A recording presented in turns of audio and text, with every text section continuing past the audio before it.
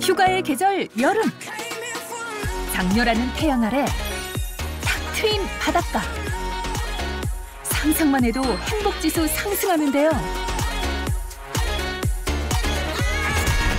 그런데 나도 모르게 어느새 불어난 살들. 여름 휴가를 건강하게 보내고 싶다면 당당하고 건강한 몸매를 만드는 비결, 지금 바로 공개합니다. 와, 얘들아, 여름 휴가 계획 세웠어? 정말 가고 싶다. 네? 아주 그냥 이글거리는 태양과 바다 속에서 내가 뭐 할 건데? 수영을 하고 싶은데 이 출렁이는 내 뱃살 때문에 내가 정말 누구한테도 내 몸을 드러낼 수가 없어. 드러내지 마. 다 입고 들어가. 왜 드러내려고 그래? 안 그래도 섹시한데. 보여주고 싶어. 출렁이는 뱃살, 출렁이는 뱃살. 진짜? 나는 둘째가 이제 여름방학 하잖아. 그러면 얘 데리고 매일 뭘 먹여야 되나, 간식은 뭘 줘야 되나, 막 이제 연구를 하기 시작하는데. 근데 나는 이제 어렸을 때부터 원래 체질이 조금 잘 안 찌는 체질이었던 것 같아. 애는 주는 대로 쪄. 그렇지. 혹시 애가 나랑 체질이 달라서 먹는 대로 뭐 갖다가 이렇게 소화비만 먹거나 막 이럴까 봐 걱정이 되니까. 너는 무용해서 그렇잖아. 많이 움직였어. 다르지. 그래도 몰라. 혹시 소비 열량. 어머, 선생님 오셨다, 얘. 안녕하세요. 아, 그래요? 차려. 선생님께 대하여 정례. 선생님 몇 킬로세요? 그러니까 여름이라서 얘들아. 네. 다이어트 때문에 우리가 고민을 하고 있는 중이야, 사실은. 그렇다 보면 이제 체중에 관심이 좀 생기기는 하죠. 제가 안 그래도 그래서 오늘 여러분들의 이런 고민을 좀 해결해주기 위한 수업을 준비를 했거든요. 좋네요. 근데 그 전에 앞서서 오늘 주제와 비슷한 고민을 갖고 있는 친구가 있다고 해서 전학생을 또 불러왔거든요. 와야죠, 와야죠. 불러볼게요. 들어와. 누구? 누구니? 안녕하세요. 어머! 윤석아! 안녕하세요. 어머! 윤석아! 아우 바로 하시네. 탤런트이자 방송인 이윤성. 아내이자 4자녀의 엄마로 방송가를 종횡무진하며 일과 사랑을 모두 잡은 그녀가 장수고를 찾은 이유는? 얘들아 안녕 반가워. 나는 오늘 전학 온 50짤 윤성이라고 해. 반가워. 아니, 뭐 이런 친구가 왜 와? 여기 비만 얘기하고 있는데? 그래. 왜냐면 나는 쟤를 옛날 모습을 알거든. 맞아. 쟤는 지금의 한 3분의 1이었어. 아 진짜? 말이 안 되게 어르셨는데. 그게 안 좋은 거지. 그냥 막 호리 막 이랬거든. 그래 맞아. 내가 어떻게 보면 20, 30대는 정말 아무리 먹어도 살이 안 찌는 체질이었고 또 정말 저체중이었거든. 그리고 이제는 갱년기가 오면서 이게 조금만 먹어도 살이 그냥 찌는 체질로 변한 것 같은 거야. 그리고 어떻게 보면 나이살도 붙고 요즘에 이제 코로나19가 좀 장시간으로 길었잖아. 이 활동량이 없다 보니까 정말 최근에는 내 몸무게를 재봤다? 4kg나 찐 거야. 그래서 뭐 어떤 불편한 게 있어? 아무래도 내가 이렇게 왜 일상생활 앉았다 일어났다 하는 것도 사실 이런 얘기하기 그렇지만 내가 무겁다는 느낌이 있어. 그리고 무릎도 안 좋아. 안 돼. 너 빨리 빼 4kg. 너 옛날 모습이 너 이럴 순 없어 진짜. 비만일 경우 평균 수명 4년 단축. 초고도 비만은 무려 8년 단축. 체중 1kg이 증가할 때마다 당뇨 발생 위험 9% 상승. 유방암 위험 또한 1%씩 증가. 당뇨 환자가 체중 5% 증가 시 심혈관 질환 위험 증가. 당신의 수명을 훔치는 비만. 지금 바로 탈출하라. 우리가 비만도를 따질 때요. 의학적으로 꼭 체크를 하는 게 있어요. BMI라고 하는 체질량 지수예요. 그러니까 단순히 몸무게가 많이 나오는 게 아니고 키에 비례해서 봐야 되잖아요. 그래서 체중을 키의 제곱으로 나눈 걸 우리가 체질량 지수라고 얘기를 하는데요. 요거 기준으로 25에서 30까지가 이제 비만이고요. 35 이상이면 비만 중에서도 고도 비만이라고 우리가 보거든요. 이 BMI 지수가 25에서 30인 비만에 해당하는 경우에는 수명이 3년까지 단축이 된다라고 하고요. 초고도 비만인 35 이상은 최대 8년까지도 수명이 단축된다는 연구 결과가 있었어요. 그 보통 이제 비만 분들 보면 이렇게 식습관이 나쁘신 분들이 많다 보니까 위나 식도염이나 동반되는 장이 다 안 좋으신 분들이 많아요. 맞아요. 선생님, 근데 저는 좀 걱정되고 고민이 되는 부분이 하나 있는 게 저희 아빠가 심근경색 수술을 하셨거든요. 거기다가 또 고지혈증도 있으세요. 그리고 우리 엄마는 이 당뇨가 있으면서 혈압이 안 좋으세요. 그러다 보니까 제가 아무래도 가족력이 있으니까 좀 걱정이 되잖아요. 근데 저도 건강검진을 했는데 거기서 콜레스테롤 수치가 안 좋게 나온 거예요.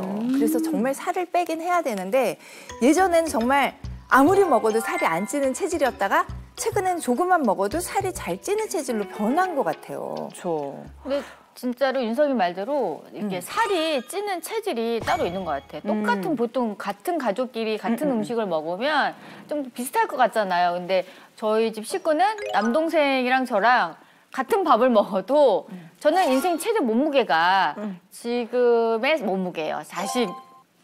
45kg 지금. 제 남동생은 100kg까지 찍더라고요. 똑같이 밥을 먹어요. 2배야. 여기에 무슨 비밀이 있을 것 같아. 이렇게 자다가 눌려서 숨을 못 쉬어가지고 응급실에도 실려가고 그래서 이제 의사 선생님이 살을 빼라고. 진짜 우리가 경험을 해봤을 거예요. 똑같이 먹는데도 나만 더 찌는 것 같고 또는 똑같이 먹어도 저 친구만 유독 살이 잘 찌고 실제로 살찌는 체질은 존재해요. 자, 일단 그러면 살이 잘 찌는 체질이 되는 이유를 먼저 우리가 알아야겠죠. 네. 자, 첫 번째 살이 잘 찌는 체질이 되는 이유. 노화예요. 나이. 아니 나이 먹는 것도 억울한데 살까지 찌면 어쩌라는 거예요? 나이살이 찌는 가장 큰 원인은 기초대사량의 변화 때문인데요. 가만히 우리가 움직이지 않고 숨만 쉬어도 생명을 영위하기 위해서 필요한 최소한의 칼로리, 에너지를 얘기를 하는데요. 자, 문제는 나이가 들면 이 기초대사량이 점점 감소한다는 거죠. 20대 때 기초대사량이 최대가 될 때 한 2100kcal까지도 나갈 수 있어요. 여성들이. 가만히 있어도 2000kcal를 태울 수가 있다는 거죠. 65세가 되면 1600kcal로 줄어들어요.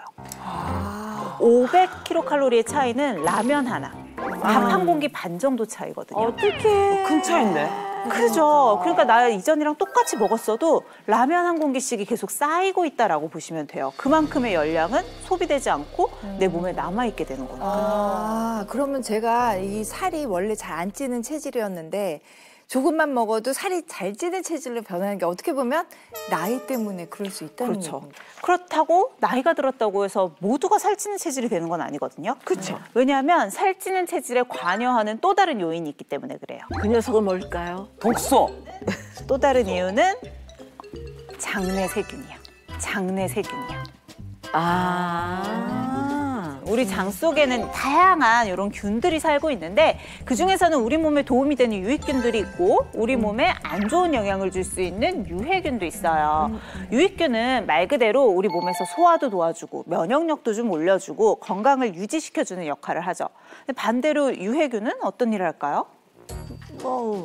그냥 소화도 안 되게 해주고. 반대로 소화도 안 되고 면역도 떨어지고. 독소도 쌓이고. 맞아요. 유해균 같은 경우는 주로는 이제 장내 부패를 좀 촉진한다고 생각을 하면 돼요. 면역력도 낮추고 대장암의 위험도 높일 수가 있죠. 뿐만 아니라 오늘 우리의 주제인 다이어트와도 연관이 있어요. 그럼 유해균이 다이어트에 방해가 되나요? 그렇죠. 자, 지금 이렇게 보면 일반적으로 정상적인 장은 유해균보다는 유익균이 좀 더 많이 살고 있겠죠. 네. 이렇게 살고 있는데 우리가 음식을 먹어서 특히 당이 이렇게 들어오게 되면요. 아까 얘기한 음식 따라서 달라진다라고 할 수 있는 게 유해균 중에서 있는 이 당을 일종의 먹이로 삼는 비만균이라고 할 수 있는 균주들이 또 존재를 하는데요. 당을 얘네들이 발효시켜서 우리 몸속으로 더 쉽게 들어오도록 해줘요. 하지만 유익균은 얘네들을 좋아하지 않아요. 그냥 패스하고 쭉 빠져나가게 하거든요. 그런데 내 몸속의 균형이 깨져서 유해균들만 쏙쏙쏙 식사 시간인 거지. 얘네들을 다 이렇게 발효를 시켜버리면 몸속으로 다 들어가고 빠져나가는 게 없겠죠. 그게 이제 내장에 축축되는 거죠, 이제. 그렇다 보니까 똑같이 먹어도 누구는 살이 찌고 누구는 살이 안 찌는 이유가 바로 이 비만균이 더 많이 달라붙게 되니까 아무래도 똑같이 먹어도 좀 더 흡수가 많이 돼서 살이 더 잘 찌겠죠. 장이 안 좋다는 건 굉장히 안 좋은 거네, 어쨌든. 그렇죠. 비만에도 문제가 있을 수 있다는 거죠. 자, 유해균이 왜 비만을 유발할 수 있는지 이제 이해가 가시죠? 네. 반대로 유익균은 살이 안 찌는 체질이 될 수 있도록 도와준다 그랬잖아요. 그것도 이유가 있겠죠. 바로 단쇄지방산 덕분이에요. 네? 뭐 단세 뭐요? 사실 적당량의 지방은 제가 늘 필요하다라고 하잖아요. 대신에 좋은 지방이어야 된다라고 하는데 이 단쇄지방산이 대표적인 좋은 지방이라고 생각을 하시면 돼요. 얘네들은 우리 몸에 지방이 축적되기보다는 에너지로 태울 수 있도록 도와주는 역할을 해요. 그러면은 단세 지방산은 어떻게 만드는 거예요? 우리가 다이어트 하시는 분들한테 고기 드실 거면 꼭 상추에 싸서 쌈을 싸서 드세요라고 하잖아요. 네. 그 이유가 뭘까요? 몸에 좋으니까? 몸에 좋으니까. 몸에 왜 좋냐면 식이섬유가 풍부하기 때문에 그런 거거든요. 단세지방산을 만들 수 있는 주 원료가 식이섬유라고 보시면 돼요. 그러니까 우리 몸속 유익균은 식이섬유를 굉장히 좋아해요. 그래서 유익균이 이렇게 식이섬유와 만나면 단세지방산을 잘 만들어낼 수 있는 환경이 되거든요. 단세지방산이 많이 만들어지다 보니까 에너지로 쓸 수 있도록 더 도와준다는 거죠. 아, 그러니까 유익균이 있어야 당의 흡수도 막을 수 있고 지방의 흡수도 막을 수 있는 거네요. 맞아요.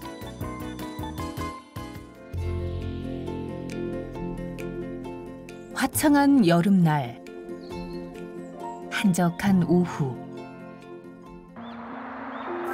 저 멀리서 모습을 드러낸 여성. 걷는 곳조차 불편할 정도.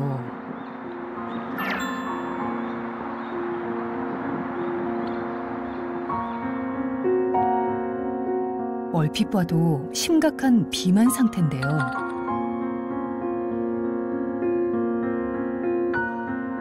살 때문에 너무 힘들어요. 어떻게 해야 좋을까요? 저 이대로 괜찮을까요?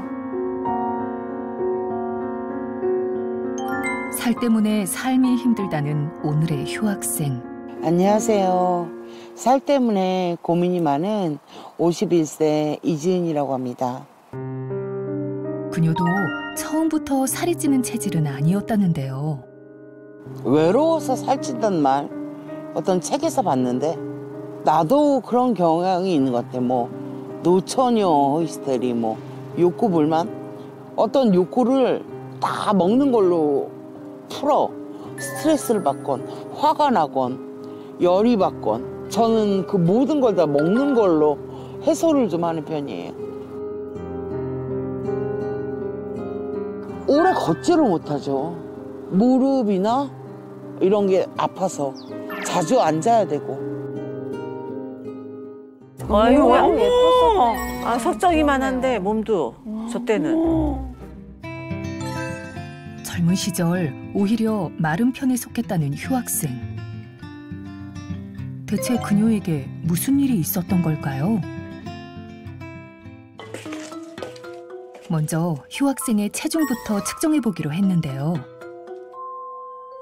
그녀의 몸무게 무려 117kg.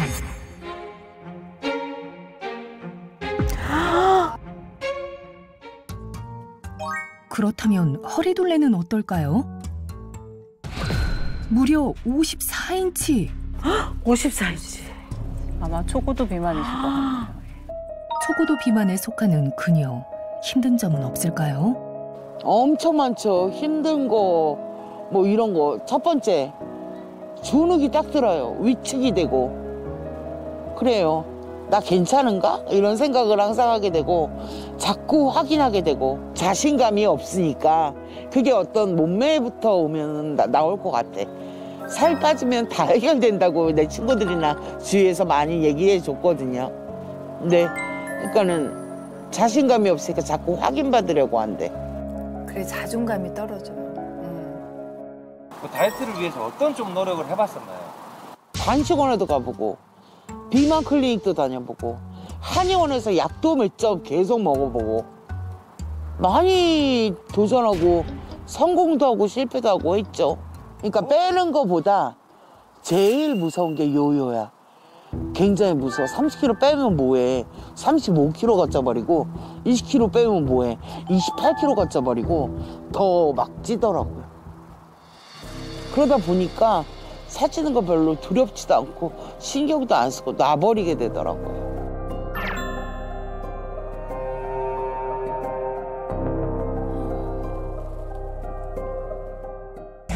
고혈압, 당뇨, 뇌경색, 불면증, 우울증 5개. 그러면 뭐 그 약들도 항상 매일같이 드시는? 어쩔 땐 거르기도 하고 그래 귀찮아서. 그래도 죽지도 않더라고요. 에이, 그런 말 하지 말기. 얼마나 속상했으면, 그치? 비만이 불러온 합병증에 건강까지 걱정되는 상황. 그녀의 일상을 지켜보기로 했습니다. 집에 오자마자 자연스럽게 눕는 휴학생. 졸린지 하품을 하는데요. 뭐야? 졸리셔. 한참을 누워있더니 어느새 TV 리모컨을 내려놓는 휴학생. 이내 숙면을 취합니다. 예상 외의 돌발 상황. 일단 기다려보기로 했는데요.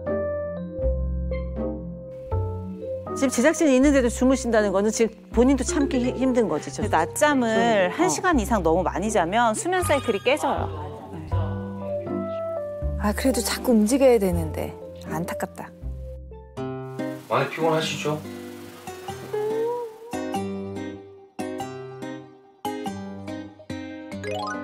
전혀 일어날 기미가 안 보이는 휴학생. 우리 저기 단잠을 깨우셨어, 진짜. 화났다. 그냥 평소에 자주 많이 누워있거나 아니면 이렇게 다리 딱 올리고 앉아있거나 그게 거의 내 일상이 된 것 같아요. 원래 좀 귀차니즘이 많아. 원래 좀 살이 찌고 난 다음부터는 더 그래. 귀찮아. 그래서 더 요리도 안 해먹고 시켜먹는 거거든요. 그런데 갑자기 봉투를 한아름 들고 오는 휴학생. 우와, 저걸 다 뭐야? 너무 많이 시키신 거 아니에요? 난 장바구니인 줄 알았어. 과연 이 봉투의 정체는? 내 성인병 있는 약부터 시작해서 약봉투야. 감기약부터 시작해서 여러 가지 약 다 들어있는 거죠. 뇌경색하고 고혈압 약을 같이 먹고 그다음에 당뇨 주사, 인슐린하고 같이 맞고 있어요. 아우. 아니, 약만 먹어도 배가 부르겠어. 그렇다면 휴학생의 공복 혈당 수치는 어느 정도일까요?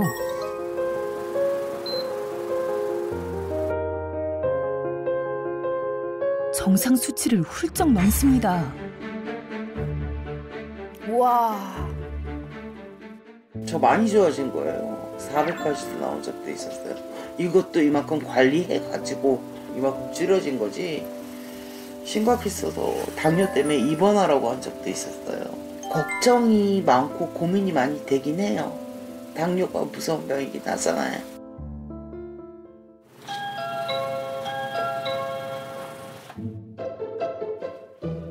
식사를 위해 배달 음식을 시킨 휴학생. 오후 4시에 첫 끼니라고 하는데요. 오후 4시에 첫 끼라고? 너무 늦게 드시는 거 아니야? 오늘의 메뉴는 야들야들 부들부들 담백 고소한 보쌈.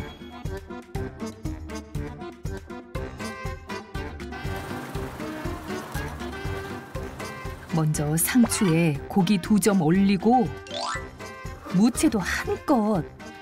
역시 쌈은 커야 제맛이죠.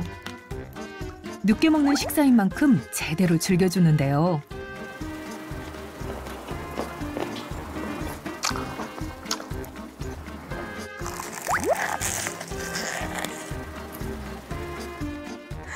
그 복스럽게는 드십니다. 그런데 이때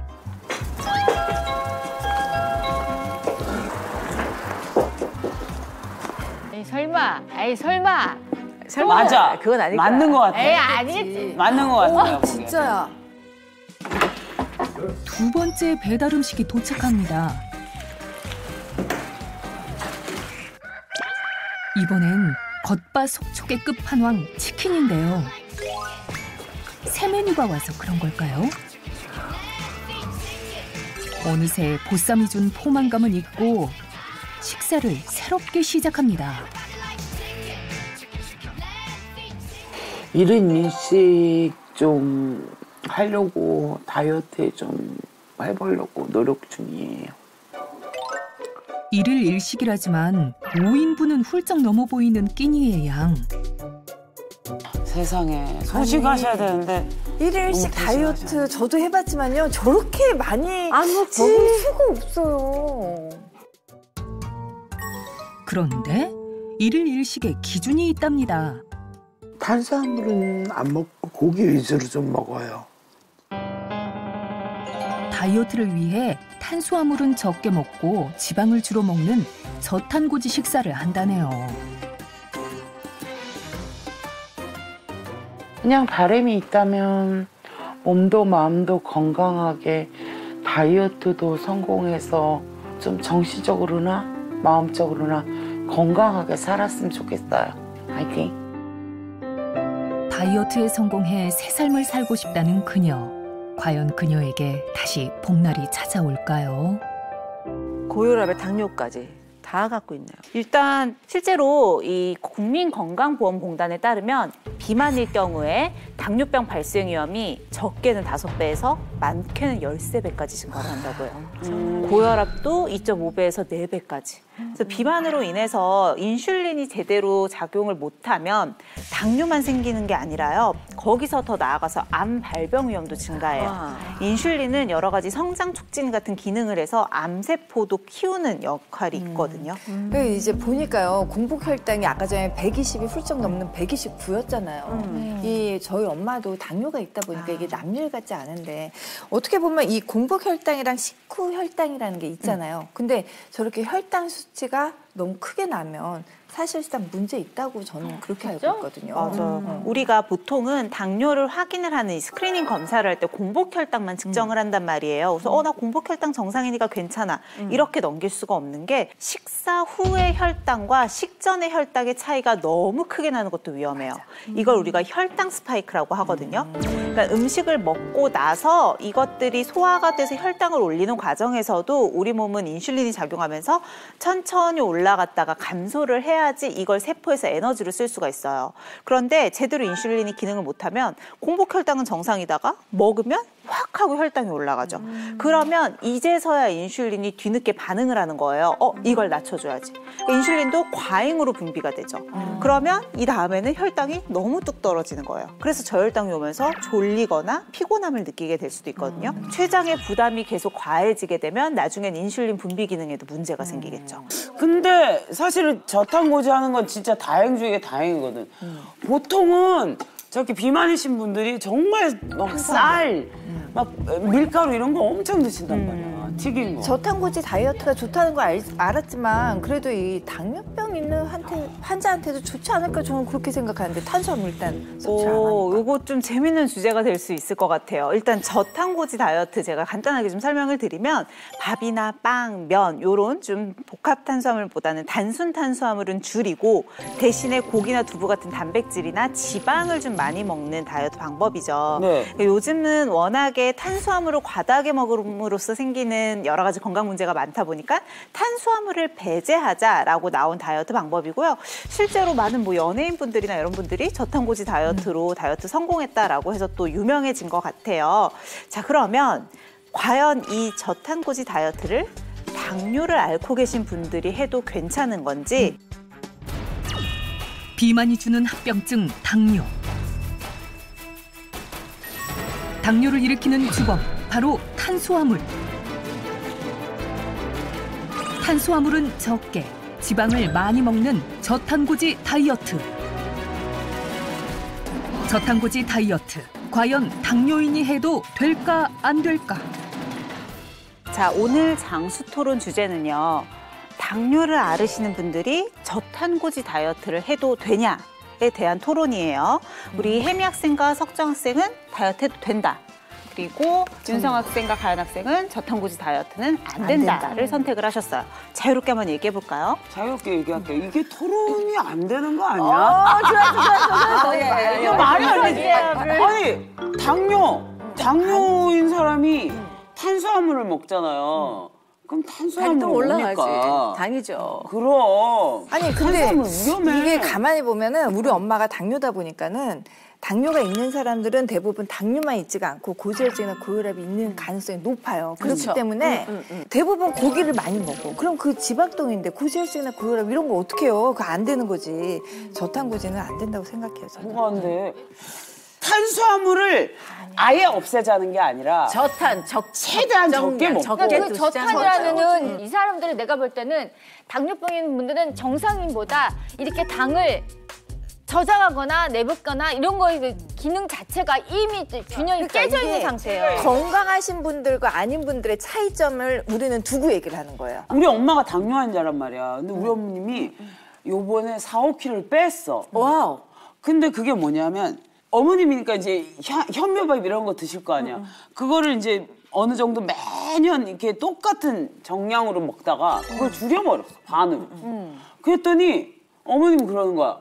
훨씬 좋아졌다고, 몸의 상태가.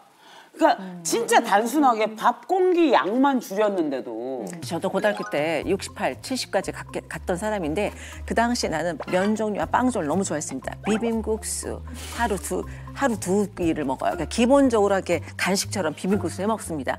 밥은 따로 비빔국수를 간식으로 먹고. 얘기하면서 좋아해. 얘기하면서 좋아해. 기가 막히게 비빔국수 아세요?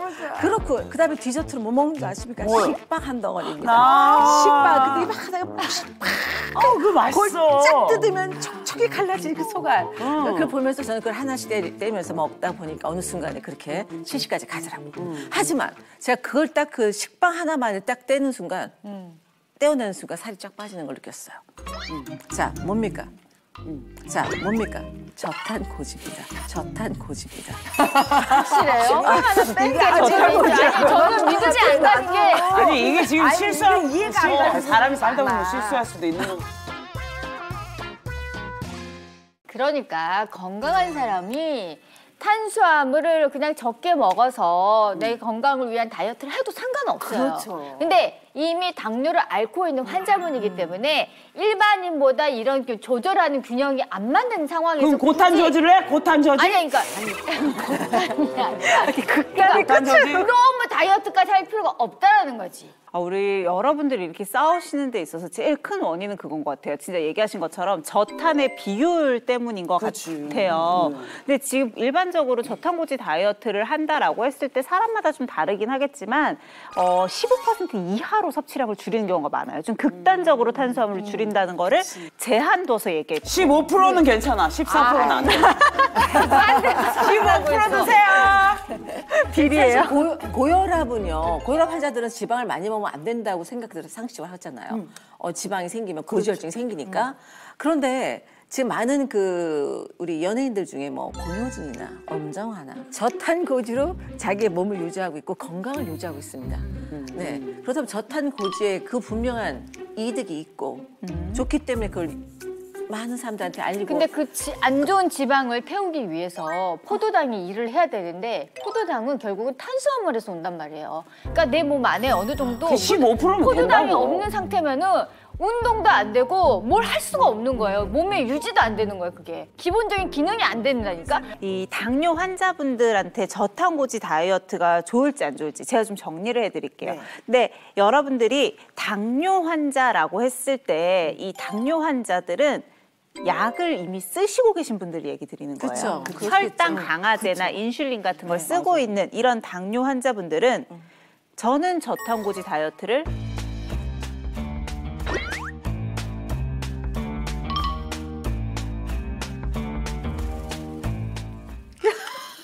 안 된다. 시키지 않습니다. 시키지 않습니다. 이 사람하고 다 믿지 사람들이 말이야. 이 사람들이 말이야. 무게 걸려야지. 이 사람 뭐 다 알아? 그 깊은 뜻을 어떻게 알겠어? 적당히 뭐. 당뇨인 분들은 우리가 고혈당에만 생각을 하시는데 사실 당뇨병이라는 건 뭐냐면 혈당 조절이 되지 않는 거예요. 혈당을 일정하게 유지시켜주는 인슐린이 그 제기능을 못하는 상태가 우리가 당뇨병이거든요. 그래서 혈당이 과도하게 높은 것도 문제이지만 혈당이 과도하게 떨어지는 것도 위험해요. 그렇겠죠? 탄수화물의 섭취를 제한하고 있으면서 혈당 강화제를 드시는 분들은 저혈당의 위험성이 커져요. 뭐 그 정도로 우리가 뭐 먹지 말자는 거 그러면 나 몰래 아니지. 과일 막 먹었구나. 15% 정도면 이미 저혈당이 될 수밖에 없어요. 약을 먹으시는 분들은 자기 스스로 조절이 안 되다 보니까 외부적으로 약을 주입을 하는 건데 우리 몸에서 췌장은 혈당 상태에 따라서 인슐린을 분비하고 안 분비하고 조절이 가능하지만 약은 그렇지 않잖아요. 먹으면 대부분은 오랜 시간 동안 혈당을 떨어뜨리는 기능을 한단 말이에요. 그래서 지나치게 탄수화물 섭취를 줄였을 때는 오히려 현기증, 두통, 심지어는 의식을 잃게 될 수도 있는 이런 저혈당의 위험성이 굉장히 크고요. 저탄고지 다이어트가 또 하나 위험할 수 있는 이유가 뭐냐면 많은 분들이 일반적인 그냥 육류나 가공류 같은 것들을 선택하시는 분들이 더 많으세요. 그럴 때는 편하기도 하고 맛있으니까. 그럴 때는 체내 콜레스테롤 수치를 높일 수가 있겠죠. 그래서 윤성 학생이 되게 정확하게 얘기해 주셨는데 대부분은 고혈압이나 고지혈증의 위험성이 높거나 같이 갖고 계신 분들이 많은데 가공육을 먹는다거나 아니면 육류 위주로 이렇게 식사를 하게 될 경우에는 콜레스테롤 수치도 높고요. 나트륨 함량도 높아서 전반적으로 혈관 건강에 도움이 안 되는 경우가 더 많거든요. 그래서 우리 우등생이 또 건강하게 자기 관리를 하고 있는 모습을 통해서 나한테 맞는 것들을 여러분들이 배워보시면 좋을 것 같거든요. 네. 우등생 영상 함께 볼게요. 녹음이 우거진 어느 날 마치 광고의 한 장면을 연상케 하듯 라라라라라라라 내 음악이네. 화사한 원피스를 입고 나타난 한 여성. 날씬한 몸매와 가느다란 팔다리, 여유로운 표정의 그녀. 오늘의 우등생 맞을까요? 예쁘다. 안녕하세요. 다이어트에 성공한 41살 고효경입니다. 제가 78kg 몸이었는데 지금 49kg까지 한 30kg 정도 감량을 했습니다. 네. 30kg? 대단하네. 제가 25살에 갑자기 30kg가 찐 거예요. 그러니까 우리가 정상적인 몸이라면 한 달에 2, 3kg 찐 것도 되게 그 정상적이거든요. 근데 석 달 만에 30kg가 쪘다는 건 비정상적인 거잖아요. 아니 나도 임신했을 때 37kg는 쪘었어요. 37. 임신이니까. 와, 그때부터는 정말 인생 자체가 완전 달라지는 거예요. 거의 뭐 최악의 시절이라고 할 수가 있어요. 정말 그 흑역사라고 하죠. 막 그때 온갖 서름도 많이 받았었고 몸도 가장 안 좋았었고 정말 고생했습니다. 그때는. 네. 그 다이어트에 성공하기 위해서 어떤 노력들을 했을까요? 그때 되게 정말 무식하게 살을 뺐을 때 정말 파란만장한 그런 다이어트를 했었어요. 그 어린 나이에. 그때 하루 만에 그 식이섬유 음료 45칼로리가 있어요. 그거 한 병 가지고 다니면서 그거를 하루 종일 나눠서 조금 배고프다고 하면 조금 먹고 그리고 토마토만 한 3일 먹고 했는데 마지막 날 이게 파란 토마토를 먹다 보니까 이게 독이 올라서 목욕하다가 쓰러져서 119 실려간 적도 있고 하여튼 와 정말 그 생각하면은 야 왜 저렇게 했을까 이런 생각이 들 정도로 진짜 고생했습니다. 갑자기 눈물 날 것 같아 막. 우와 진짜 대단하다. 극단적인 식이요법으로 건강을 해칠 뻔한 우등생. 다행히 지금은 다이어트에도 성공하고 건강도 찾았는데요. 정말 물만 먹어도 살이 찐다고 많이들 아시잖아요. 근데 저도 그랬거든요. 근데 체질 자체가 이제 아예 바뀐 거죠. 그러니까 몸이 예전에는 정말로 막 먹어도 배가 고픈 시절이 그때였고요. 지금은 어느 정도 먹으면은 양껏 먹은 거거든요, 그게. 근데 정말 조금이더라고요. 그래서 계속 유지를 그렇게 해 나가고 있는 것 같아요. 정말 12년 동안 몸무게가 변하질 않더라고요. 그렇게 빠지고 난 다음에. 네, 저도 너무 신기합니다. 대단하네. 12년을 유지하셨으면. 그렇다면 과연 어떤 방법으로 다이어트에 성공한 걸까요? 그 일상을 살펴봤습니다. 공원에서 운동 중인 우등생. 그런데 동작이 약간 생소합니다. 무술 하시는 것 같은데 거의? 저 되게 쉽지 않은 동작이야. 대체 어떤 운동을 하는 걸까요? 제가 지금 방금 한 운동은 바로 식욕 억제 운동법입니다. 뭐가 먹고 싶을 때 저걸 하면은? 진짜? 우리가 가장 지금 다이어트 할 때 식욕 억제되는 게 가장 중요하잖아요. 그래서 뭐가 좀 집어먹고 싶다거나 그럴 때 운동법을 해주시면은 바로 식욕 억제에 도움이 됩니다. 내 몸 전체를 쓰는 거예요. 그래서 좀 스트레칭 하면서 아무래도 이게 전신 운동이기도 하면서 건강 다이어트의 가장 기본이 바로 장 건강을 바로 서는 거거든요. 뭔가 이제 우리가 안 좋은 그런 장을 잡아주는 그런 억제 운동법이기 때문에 도움이 많이 되실 겁니다. 다리를 어깨 너비 2배로 벌려준 다음 하늘을 향해 팔을 쭉 펼치세요. 그 상태에서 앞 무릎을 구부리며 팔을 아래로 그대로 내려주세요. 식후에 따라오는 헛 배고픔을 싹 잡아줄 수 있답니다. 실제로 우리가 배고플 때요. 배고프니까 가만히 있어야지 하면 오히려 더 먹을 거 생각에 지배당해요. 이제 이때 가볍게 몸을 움직이면 음식으로 집중되는 신경을 돌릴 수 있을 뿐만 아니라 세로토닌이라고 하는 행복 호르몬이 나오게 되거든요. 세로토닌이 부족할 때 폭식을 유발을 해요. 그러니까 이 호르몬이 충분히 나오면 어느 정도 기분이 좋아지면서 식욕을 좀 억제하는 효과가 있는 거죠. 운동을 마치고 집으로 돌아온 우등생. 자, 이제 정말 집중해서 우등생의 일상을 살펴보자고요. 쉬려는지 소파에 앉는 우등생. 뭐 하시는 걸까? 가만 안 있는 거지, 항상. 손으로 배를 계속 쓰다듬는 우등생. 자세히 보니 이건 밥그릇? 아니, 밥그릇으로 배를 왜 쓰다듬는 걸까요? 장 운동하나? 이거는 그 장을 좀 좋게 해주는, 원활하게 해주는 장 건강 비법입니다. 장 마사지를 좀 하다 보면은 아무래도 좀 속이 편안해지잖아요. 우리가 옛날에 엄마 손은 약손 이런 것처럼 쉴 때도 이렇게 배를 쓸어주시면서 좀 장 마사지를 해주시면은 건강 다이어트에 도움이 됩니다. 장이 이렇게 움직이거든요. 로제 이 블랑시. 방향에 맞춰서 오른쪽에서 올리고 왼쪽으로 내리고. 시계 방향. 실제로 제가 앞서서도 비만을 결정하는 데 있어서 장내세균이 중요하다. 장 건강이 그만큼 중요한 거거든요. 걷기 운동이나 이렇게 물리적으로 자극을 주는 게 연동 운동을 좀 도와줄 수 있기 때문에 간단한 마사지 통해서 장의 움직임을 좀 도와주게 되면 적당하게 자극되면서 배변 활동에도 도움이 될 수 있고 장 건강에도 도움이 되겠죠. 이번엔 밀린 집안일을 하는 우등생. 설거지하는 모습을 보니 그냥 평범한 주부인데요. 그러던 그때 휙휙 왼쪽 오른쪽으로 발차기를 하듯 다리를 들어 올립니다. 하루 종일 운동하시네. 그건 그냥 나는 하는 게 없어. 근데 저런 시간에 허투루 안 쓰고. 그렇지. 게다가 자세히 보니 다리를 무언가로 묶어놨는데요. 이거 스타킹입니다. 스타킹이구나. 그 아이디어. 운동 효과를 높이기 위해서 이렇게 스타킹을 내 근력에 맞게 묶으셔서 이렇게 다리를 좌우로 해주시거나 뒤쪽으로 해주시거나 하면 힙업 효과도 되고 그리고 근력, 하체 근력을 높이는 데도 많은 도움이 됩니다. 저거 되게 좋아, 저 운동. 실제로 저런 탄력 있는 밴드를 사용을 하게 되면 장근육까지도 자극을 할 수가 있고 또 큰 근육도 자극의 강도를 높이기 때문에 근육을 키우는 데도 더 좋거든요.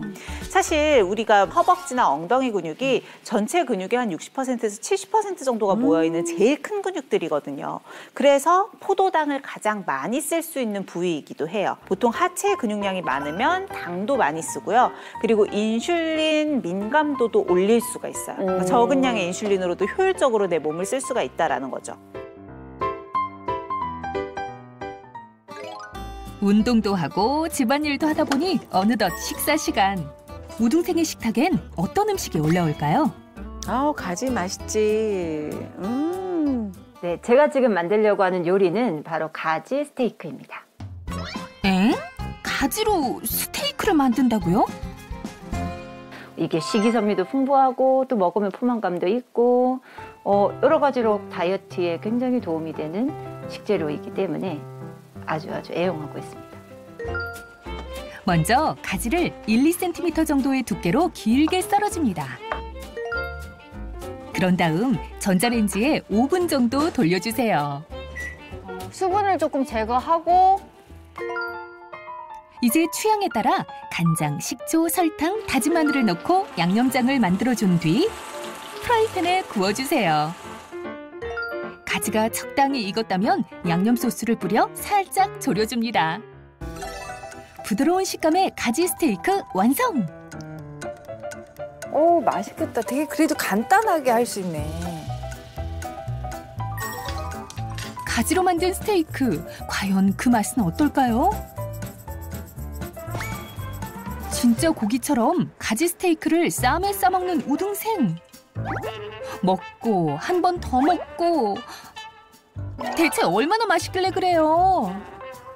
다이어트는 또 식이섬유 그리고 이제 이런 쌈이랑 이제 가지랑 같이 밥이랑 먹으면요 아삭아삭한 게 진짜 맛있네요. 그 탄수화물 드시는 식사를 밥을 먹어야 돼. 적당량의 탄수화물은 들어가도 좋죠. 에너지를 내야 되니까. 저렇게 먹으면 괜찮아. 식이섬유 풍부한 식단으로 식사를 마친 우등생. 그리고 건강한 다이어트를 위해서 빼놓지 않고 챙기는 게 있다는데요. 제가 지금 먹은 거는 바로 비에날 17 유산균입니다. 유산균. 비에날 17 유산균. 제가 다이어트 할 때 장이 너무 안 좋았었거든요. 근데 장에 좋은 게 뭐가 있을까 해서 유산균도 막 챙겨 먹어보고 다 해봤는데 비에날 17 유산균 먹고 난 다음부터는 속이 되게 편안해지고 그래서 이렇게 챙겨 먹게 되더라고요. 근데 저는 일단은 다이어트에선 해방을 했어요. 왜냐하면 지금 양껏 먹어도 그리고 활력 넘치게 또 삶을 살고 있기 때문에 아마 이게 정말 100살까지도 쭉 이럴 것 같은 그런 생각이 듭니다. 그래서 저 앞으로도 많은 도전을 하고 또 꿈을 향해 달려나가겠습니다. 네, 화이팅! 자, 우등생의 일상 살펴봤는데 어떤 게 가장 기억에 남으셨어요? 저는 그 식욕 억제 체조. 저는 밥그릇입니다. 네, 그것도 운동도 좋았죠. 돼요. 팔 운동도 되고 다 좋아요. 저는. 근데 이제 마지막에 우등생이 먹었던 비에날 17 유산균 그거를 이렇게 살 빼는 데 도움이 된 건가요? 그러니까 실질적으로 우리가 다이어트를 할 때 제일 무서워하는 건 요요 현상이잖아요. 요요가 왜 올까요? 아니 참으니까 폭발한 거지. 지방 세포가 없어진 게 아니라서. 내 몸은 내 지방세포 사이즈는 이 정도 되는구나 라고 인지를 해요. 사이즈가 줄어들면 내 몸은 원래 내 지방세포는 이만한 크기인데 작아졌잖아요. 이러면 안 되지. 웬만하면 원래 상태로 늘리려고 한단 말이에요. 자, 그래서 이 비에날 17 유산균이 지방 저장 창고를 줄이는 핵심 역할을 해준다는 거죠. 정말 중요한 역할을 하네. 자, 지금 보면 2개의 양초를 준비를 했어요. 여기에 초가 지방이고요. 불을 붙이는 모습이 지방이 연소되는 모습이라고 가정을 해볼게요. 타는 속도가 얼마나 차이가 나는지를 한번 봐주세요. 네. 심지가 여러 개니까 당연히 초가 훨씬 더 빨리 타게 되죠. 그렇죠. 그러니까 지방이 훨씬 더 빨리 연소되고 우리 몸으로 따지면 살이 더 잘 빠진다, 더 빨리 빠진다라고 볼 수 있는데요. 이 비에날 17 유산균이 촛불을 빠르게 연소시킬 수 있는 심지, 즉 지방을 태우는 유전자의 발현을 증가시킨다고 해요. 그래서 지방을 산화시키는 데 도움을 주는데요. 실제로 실험용 쥐를 대상으로 유산균을 섭취한 후에 지방세포의 크기 차이를 봤는데 지방세포가 28% 정도 감소했다는 연구 결과도 있었어요. 또 비만인 사람들을 대상으로 이 BNR17 유산균을 섭취를 시켰더니 평균 허리둘레가 95.4cm였대요. 그런데 5cm 감소한 90.4cm로 감소를 했다고 하고요. 또 복부의 내장 지방 양도 감소한 것을 확인할 수가 있었다고 하죠. 근데 이 BNR17 유산균이라는 게 정확히 어떤 거예요? 이 BNR17 유산균이요. 건강한 한국인 산모의 모유로부터 분리해서 배양해낸 유산균이에요. 모유에 다양한 영양 성분들이 많아서 그런데요. 영양 성분 중에서도 또 미생물, 유익한 미생물도 모유에 풍부하게 있거든요. 그래서 장내 환경을 개선을 시켜주고 그로 인해서 면역 체계를 조절하는 데도 도움이 될 수가 있거든요. 근데 선생님 이게 BNR17 유산균이 영어 잘하는구나. 해맑아. 유산균이 이 지방을 지금 뭐 연소시키는 데 도움이 된다고 하시는데 사실은 우리가 탄수화물을 먹어서 살이 더 찌잖아요. 그렇죠. 그러니까 탄수화물에도 이게 BNR17이 도움이 되나요? 이 BNR17 유산균이 살이 덜 찌는 체질로 만들어주는 두 번째 이유가 탄수화물의 흡수 억제에도 도움이 될 수 있거든요. 오, 그럼 신통방통한 놈이네. 자, 다양한 음식들이 있는데요. 이 중에 살이 더 많이 찔 것 같은 음식 어떤 거죠? 당연히 뭐 빵, 빵, 콜라. 빵. 얘네들이 왜 더 살이 찌는 거죠? 단당류니까. 오! 그러네. 네. 흡수가 잘 되는 거죠. 그 이유가 뭐냐면요. 이 밀가루나 백미 같은 경우는 당이 이제 작은 사이즈예요. 단당류이고 고구마나 양배추 같은 애들은 다당류가 주로 많이 포함이 되어 있거든요. 단당류와 다당류의 가장 큰 차이는 분자 구조 차이거든요. 둘 다 탄수화물인 건 맞아요. 탄수화물 안에 속해 있는 아이들인데 분자 구조가 단당류는 이제 당 하나짜리로 주로 연결이 돼 있어요. 그래서 포도당이나 과당 같은 것들이 이제 가장 일반적인 형태의 단당류이고요. 다당류는 3개 이상. 그러니까 훨씬 더 당이 많다 보니까 크기도 크고 구조도 좀 복잡하겠죠. 그래서 식이섬유도 대표적인 다당류이고 녹말 같은 것도 다당류에 속해요. 그렇지. 우리가 흔히 말하는 이 설탕이나 액상가당 그런 게 다 단당류잖아요. 그렇죠. 단당류 같은 경우는 이미 크기가 작다 보니까 뭐 소화효소가 따로 또 분해를 하고 할 이유가 잘 없어요. 그래서 소화 흡수 속도가 빠르고요. 지금 봤을 때는 혈당을 빠르게 올리고 지방의 축적이 더 잘 되는 거예요. 속전속결이네요. 그렇죠. 반면에 다당류는 일단 몸에 들어오면 소화되는데 시간이 좀 걸리겠죠. 네. 분자 크기가 크니까 느리게 흡수되고 다 흡수되지 못한 아이들은 배출되기도 할 거예요. 그리고 이렇게 느리게 흡수가 되다 보니까 혈당도 천천히 올려서 인슐린이 많이 분비될 필요가 없게 만들어주겠죠. 단당류는 화끈하고 다당류는 은근하고. 그러니까 결국 우리가 다당류를 많이 먹어야 살이 덜 찐다는 얘기잖아요. 그렇죠. 그런데 BNR17 유산균은요. 이런 단당류를 먹어도 다당류로 전환시켜주는 기능을 할 수가 있거든요. 자, 제가 이렇게 또 비커를 준비를 했는데요. 이게 우리 장이라고 한번 생각을 해볼게요. 지금 보면 장에 있는 이 작은 코인 티슈가 내가 먹은 단당류예요. 내가 오늘 빵, 케이크 이런 걸 먹어서 잔뜩 단당류들이 내 장 안에 들어있네요. 이걸 그대로 두면 이렇게 작은 사이즈니까 몸으로 쏙쏙 흡수가 다 돼서 혈당도 올리고 지방도 쌓이게 하겠죠. 자, 이때 BNR17 유산균이 들어있는 물을 한번 먹어볼게요. 와, 다 흡수해서 엄청 커지네. 와, 다 흡수해서 엄청 커지네. 다 잡아먹네요. 사이즈가 아까 코인 티슈 그 단당류였을 때보다 훨씬 더 이렇게 커졌죠. 네. 조각이 점점 커지면서 뭉치게 되는데 이걸 쉽게 얘기하면 단당류들을 묶어서 다당류 형태로 만든 거예요. 그러면 우리 몸속으로 흡수가 제대로 안 되겠죠. 흡수되지 않고 그대로 흡수가 안 배출이 되면 되겠네요. 그렇죠. 그대로 배출이 되겠죠. 실제로 쥐를 대상으로 BNR17 유산균을 섭취하게 한 후에 대변 검사를 했대요.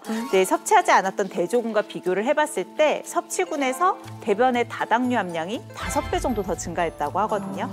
그러면 나간 만큼 몸속으로는 덜 들어왔다는 그렇다는 거죠. 대박. 선생님 그러면 당 흡수율을 이렇게 낮춰주니까 혈당을 낮추는데도 굉장히 큰 도움이 될 것 같은데요. 맞아요. 실제로 한 연구에서 이 비에날17 유산균을 섭취했을 경우에 혈당이 개선된 것을 확인할 수도 있었다고 해요. 마지막으로 우리가 살이 잘 찌지 않는 체질로 바꿔주는 또 다른 이유가 남아있어요. 뭐가 있지? 사실 다이어트 할 때 제1원칙은 덜 먹고 특히나 자기 전에 저녁 시간에는 최대한 금식하라라고 얘기를 하잖아요. 너무 힘들어. 식탐. 여기에도 비에날17 유산균이 도움이 될 수가 있어요. 그게 가능한가? 이 비에날17 유산균은 렙틴 호르몬의 균형을 잡아주기 때문에 포만감을 잘 느낄 수 있으니까 식욕 조절에도 도움이 되겠죠. 특히 유산균 같은 경우는 너무 과다하게 먹었을 때는 복통이나 설사 같은 불편감도 호소하실 수 있으니까 적정량을 지켜주시는 게 좋은데요.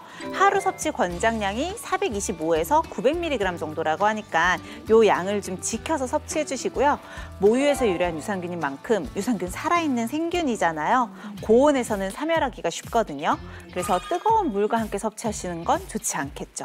그리고 이왕이면 냉장 보관해 주시면 더 좋을 것 같아요. 사실 시중에 유산균 제품이 굉장히 많거든요. 근데 일반적인 유산균 제품은 장 건강 기능성을 인증받은 제품들이 대부분이죠. 하지만 식품의약품안전처에서 다이어트, 그러니까 뭐 체지방이나 체중 감소와 관련돼 있는 기능성을 인정받았는지도 꼭 확인하시면 좀 더 똑똑하게 고르실 수 있을 것 같아요. 알겠습니다.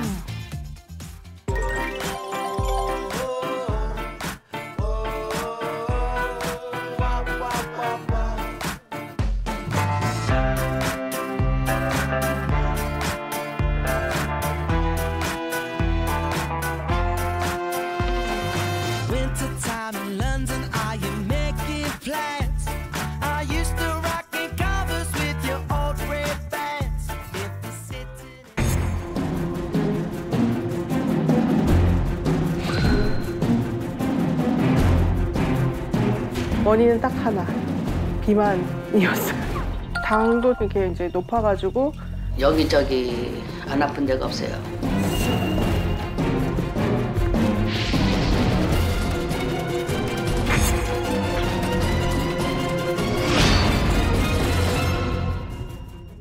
나이가 들고 여성분들은 갱년기가 찾아오게 되잖아요. 그래서 이제 완경을 하고 나면 뭐가 줄어들죠? 성호르몬. 에스트로겐의 역할이 내장 지방이 찌지 않게 하면서 피하 지방 양을 늘려줘요. 특히 복부나 엉덩이 같은 곳에 피하 지방을 늘려서 태아를 보호할 수 있게 만들죠. 보통은 엉덩이나 아랫배가 좀 두툼하게 이렇게 잡히는, 그전에는 아랫배가 찌고 있었는데 이제는 여성들이 윗배까지 찌면서 완경기 이후는 윗배와 아랫배가 모두 나와 있는 약간 올록블록한 형태로 찌는 경우들이 많아요. 채널 A